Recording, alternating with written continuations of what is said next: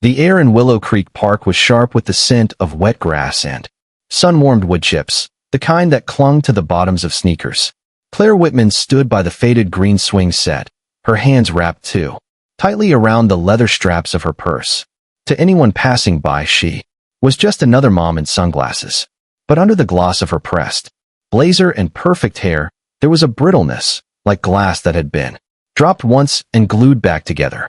Beside her, Emma sat cross-legged in the sandbox, a pink windbreaker, zipped all the way to her chin. Her tiny fingers sifted through sand in slow, methodical scoops, as if searching for something hidden. She never looked up, not at the laughter tumbling from the jungle gym, not at the boy who'd just upended a bucket of water beside her. Claire's gaze tracked every motion, every breath. She had learned to measure entire days in Emma's silences. A child's shout split the air, a high, reckless sound that rose over the clatter of a bouncing basketball. Claire's head turned. Across the park, a man in a gray hoodie jogged toward a boy chasing the runaway ball. He caught it mid-bounce, laughing, the sound warm and unguarded. His son, tall for maybe 7, grinned up at him, the gap in his teeth catching the sunlight. The man noticed Claire.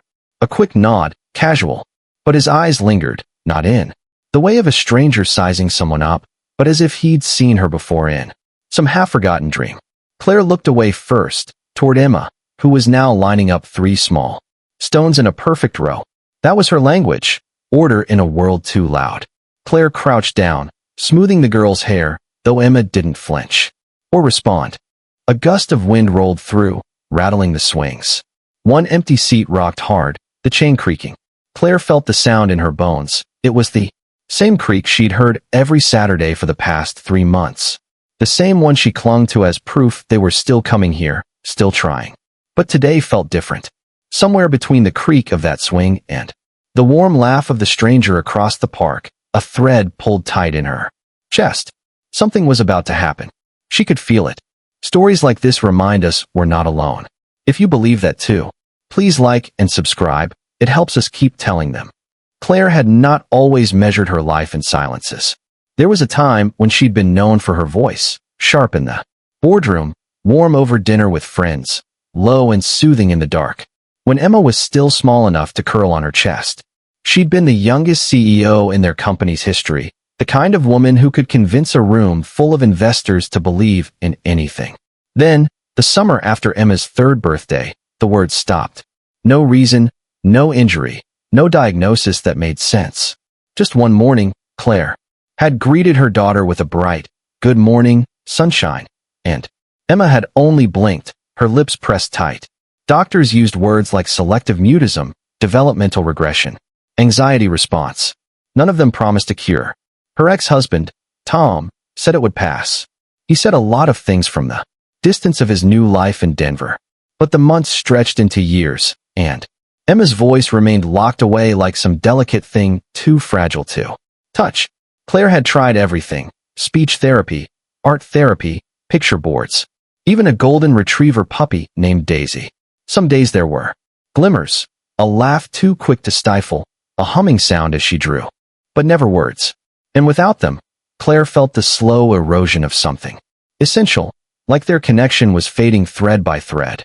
If it didn't change, she couldn't bear to imagine Emma entering middle school still mute, the way other kids might label her, the way teachers might underestimate her. She thought about college, about job interviews, about a life lived behind glass. The stakes weren't just about talking, they were about Emma's place in the world. In moments of quiet honesty, Claire admitted to herself that part of it was selfish, too. She missed the sound of her daughter saying "Mom." The only other person who understood that hollow place was her sister, Maggie. Where Claire's life was schedules and power suits, Maggie's was paint-streaked overalls and cluttered shelves of homemade candles. She was the one who had pushed Claire to keep taking Emma to the park every Saturday. "Routine is safe," Maggie would say, stirring a pot of melted wax in her little shop. "Safe is where trust grows. And maybe one day, safe will be enough for her to open up." Claire clung to that hope, even when the park felt like a stage she was failing on. She thought about last week, how Emma had stood at the edge of the slide, frozen as a crowd of kids gathered behind her. Claire had stepped forward to help, but before she could reach her, a boy about Emma's age had offered his hand. Emma had looked at it, and then climbed down the ladder instead. That small retreat had sat heavy in Claire's chest all week. Proof that progress could slip backward. Now, watching her in the sandbox, lining stones with surgical precision, Claire wondered if Maggie was wrong. Maybe safe wasn't enough. Maybe what Emma needed was something, or someone, unexpected. She glanced toward the basketball court again. The man in the gray hoodie was tossing the ball underhand to his son, letting the boy win every shot. There was a looseness to his movements, the kind that comes from not caring if anyone's watching. Claire realized she was watching, and looked away quickly. Emma brushed sand from her palms, her eyes following the ball's bounce. A flicker of interest, small, but there. Claire's heart caught. It was such a fragile thing, hope, and she knew from the last 2 years that it could vanish in an instant. Still, she stayed. Because if change didn't happen, she wasn't sure either of them would know how to keep going. The basketball rolled free again, cutting across the grass like it had its own mind. This time it stopped right at the edge of the sandbox, bumping against Emma's sneaker. She froze, her hands suspended midair, grains of sand slipping between her fingers. Claire stepped forward, ready to return the ball before Emma could retreat into herself. But the man in the gray hoodie was already jogging toward them, his son trotting behind. "Hey, looks like our ball found a new friend," he said, voice easy, like he'd been talking to them for years. Claire offered a polite smile and bent to pick it up, but before she could, the man crouched down to Emma's level. "You've got the magic touch," he told her, nodding at the ball. "It only stops for people it likes." Emma blinked at him, her expression unreadable. The boy, messy hair, grass stains on his jeans, plopped down on the edge of the sandbox without asking. "I'm Caleb. That's my dad. He's terrible at basketball, but I let him win sometimes." Claire expected Emma to look away, to fold into herself. Instead, Emma's gaze stayed on Caleb. Not a smile, not a word, just a steady, curious look. The man glanced at Claire, a quick, almost sheepish grin. "I'm Jack." "Claire," she said, adjusting her purse strap. Jack tapped the ball lightly against the ground. "Want to give it a bounce?" he asked Emma. "I promise it won't bite." Emma didn't move. Her fingers went back to the sand, tracing a circle around the ball's shadow. Claire opened her mouth to redirect the conversation, but Caleb was already rolling the ball toward her. "You just push it down. Like this." He demonstrated on the grass, the ball springing back to his hands. "See? It's fun." The moment stretched. Emma's hand hovered, then pressed the ball down just once. It bounced awkwardly against her knee and tumbled over. Caleb caught it and grinned like they'd just shared a secret handshake. Jack stood, tossing the ball back to his son. "Thanks for helping us out," he said to Emma, like she'd done something important. Claire nodded a polite goodbye, but something about the exchange lodged in her chest. The way Jack spoke to Emma as if words weren't the only kind of conversation that mattered. They walked away toward the court, Caleb already dribbling again. But Emma's eyes followed them until they were out of sight. Claire couldn't remember the last time her daughter had done that. The next Saturday, the air was warmer, sunlight spilling across the park in thick gold stripes. Claire didn't expect to see them again. It was a big park, and life rarely arranged neat coincidences. But there they were. Jack, hoodie swapped for a faded t-shirt, tossing the ball underhand to Caleb, who was trying, unsuccessfully, to spin it on one finger. Emma spotted them first. Claire saw the tiny flicker of recognition in her daughter's face, like she was turning over a stone and finding something familiar underneath. Caleb noticed too. He waved, then jogged over, the ball tucked under his arm. "Want to help us make the world's longest pass?" he asked Emma. Dead serious. She didn't answer, but she didn't look away either. Jack caught up, breathing just a little harder than he probably wanted to admit. "No pressure," he said with a smile to Claire. "But we're going for a record here." And somehow, that was how Emma ended up standing a few feet from Caleb, the ball between them. Caleb passed it lightly. Emma caught it against her chest like it might fly away. She sent it back, not perfect, but enough. Jack cheered softly, not over the top, just enough for her to hear. "Nice one." It became a pattern. Saturdays blurred into a quiet rhythm, Caleb's ideas Always just a shade silly enough to feel safe, Jack's voice steady and patient. One week it was a leaf race in the stream by the park's edge. Another, drawing chalk hopscotch grids on the walkway. Claire noticed the changes in increments. Emma looking up sooner when spoken to. Emma holding the ball a second longer before passing it back. Emma watching Caleb's goofy attempts to balance on one foot without falling over, and almost smiling. One afternoon, Claire found herself sitting on the bench beside Jack while the kids hunted for acorns. "You come here every Saturday?" he asked. "Yeah," she said. "It's part of her routine." He nodded like he understood. "Routine's good, but sometimes a little chaos helps too." She glanced at him. "You saying you're chaos?" His grin was quick, boyish. The good kind. It was light, harmless banter, but it settled in her mind long after. The first real win came on a windy afternoon when Caleb challenged Emma to a paper airplane contest. Jack folded the paper for her, showing her the creases, letting her do the last fold herself. Her throw was clumsy, but the plane caught a gust and soared farther than Caleb's. Without thinking, Emma let out a breathy sound. Not a word, but a laugh. It was soft, quick, almost shy, but Claire heard it like a bell. Jack looked at her then, like he'd noticed too, but didn't call attention to it. He just gave Emma a little salute. On the walk home, Emma held Claire's hand. She hadn't done that in months. That night, Claire sat at the kitchen table, watching her daughter draw with colored pencils.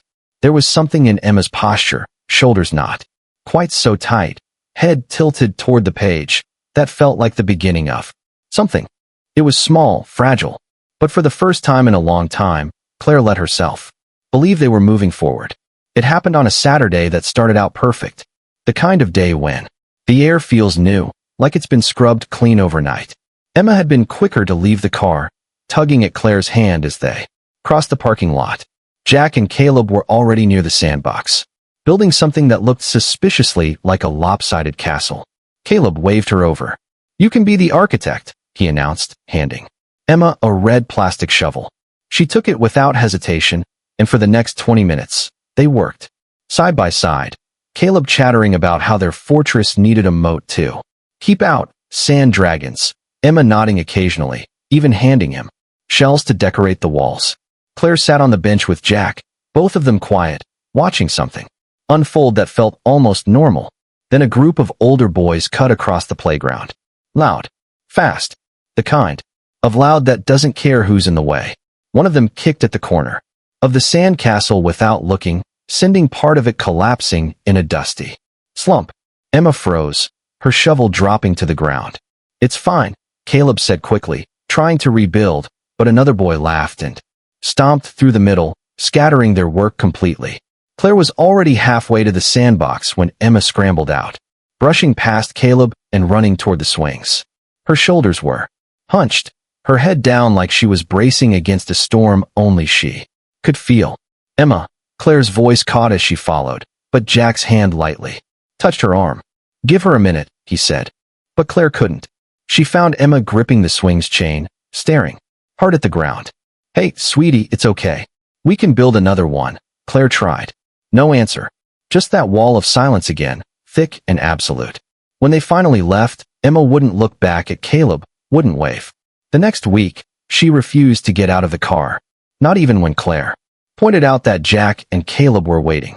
Her lips stayed pressed together, her eyes fixed on the seat in front of her. Claire sat there with the engine idling, feeling that familiar ache in her chest, the one she thought she'd been leaving behind. She could almost hear the clock rewinding on every small victory, every inch of progress. By the time she drove away, Jack was still by the sandbox, scanning the lot. Like maybe he'd catch sight of them at the last second. He didn't. That night, Claire stared at the ceiling long after Emma had fallen asleep, wondering if she'd made a mistake believing change could last. Because hope, she realized, can feel heavier than silence when it starts to slip. Claire didn't try to force the park the following Saturday. She made pancakes instead, pretending not to notice that Emma barely touched hers. But around noon, while wiping down the counter, she caught Emma at the window. Her daughter was staring out at the sky, not the street, like she was watching something only she could see. Claire dried her hands, heart thudding.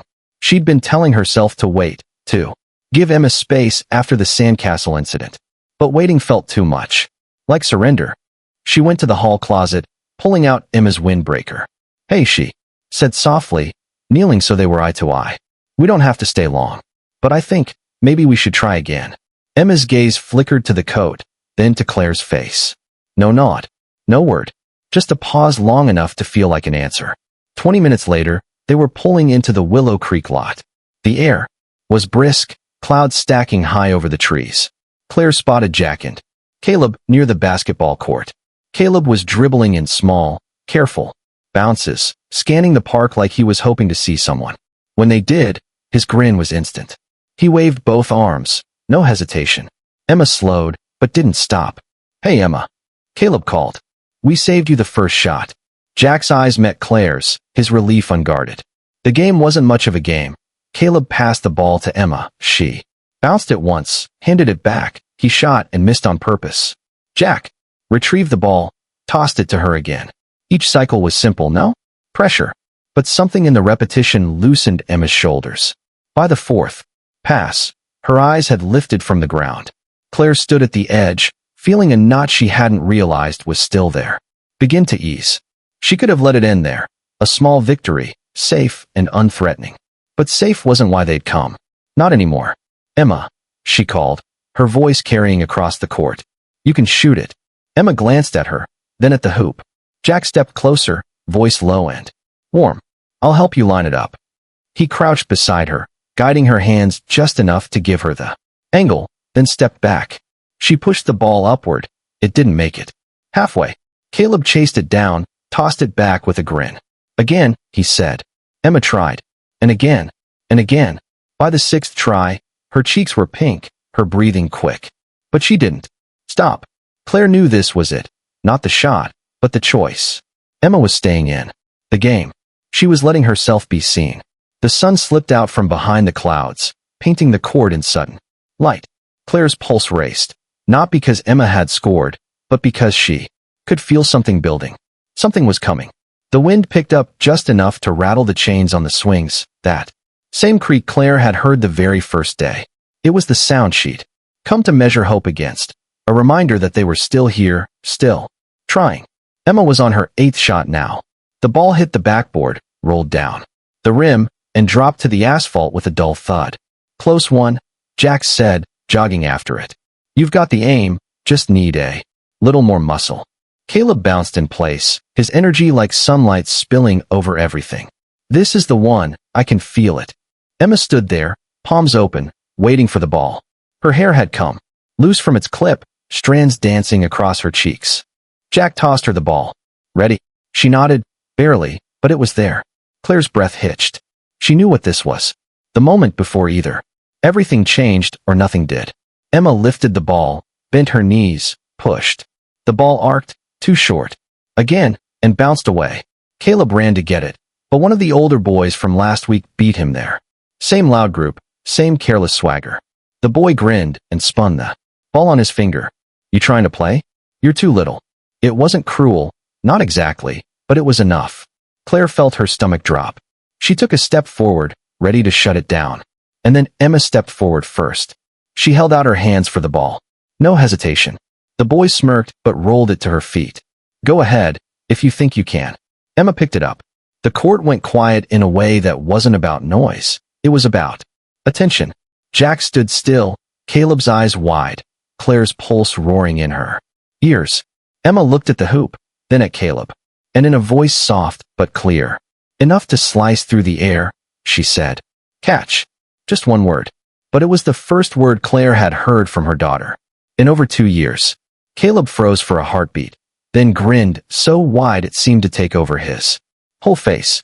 Got it, he yelled, and sprinted toward the basket. Jack's hand went to his mouth, like he was holding something in. Claire's knees felt weak. Emma passed the ball. Not perfectly, not even close, but Caleb caught it, laid it up, and scored. He hooped like they'd just won the championship. Emma laughed. A real laugh this time, full and breathless. And once the sound was out, she didn't seem able to stop. Claire's vision blurred. She pressed her hand to her mouth, swallowing the sob that rose there. Jack's gaze found hers, steady, warm, and she didn't need words to know he understood what had just happened. Emma ran to Caleb, who held up his palm. She high-fived him, still laughing, cheeks flushed. Claire stood there, letting the moment wrap around her like sunlight after a long winter. The creak of the swings drifted across the court again. This time, it didn't sound lonely. It sounded like the start of something new. 2 weeks later, Willow Creek Park looked much the same. The green swings set, the smell of damp mulch, the steady creak of chains in the breeze. But for Claire, everything felt different. Emma was by the stream with Caleb, their shoes off, toes in the cold water. As they sent leaves drifting downstream, Caleb talked enough for both of them, but now and then, Emma answered, single words, sometimes two. Each one a gift. Claire tried not to clutch too tightly. Jack sat beside her on the bench, coffee in hand. They didn't speak much, but the quiet between them wasn't heavy anymore. She's got good aim, he said after a while, nodding toward Emma. Claire smiled. Yeah, always has. Emma laughed, clear, unguarded, and looked over her shoulder to find her mother watching. Claire waved. Emma waved back. It wasn't perfect. There would be hard days again. Claire knew that.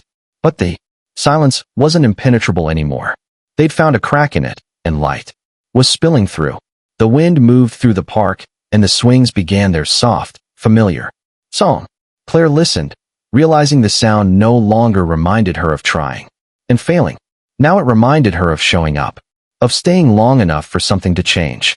The swing creaked once more, and Claire thought, this is what hope sounds like. If this story inspired you, subscribe for more and share it with someone who needs a little hope today.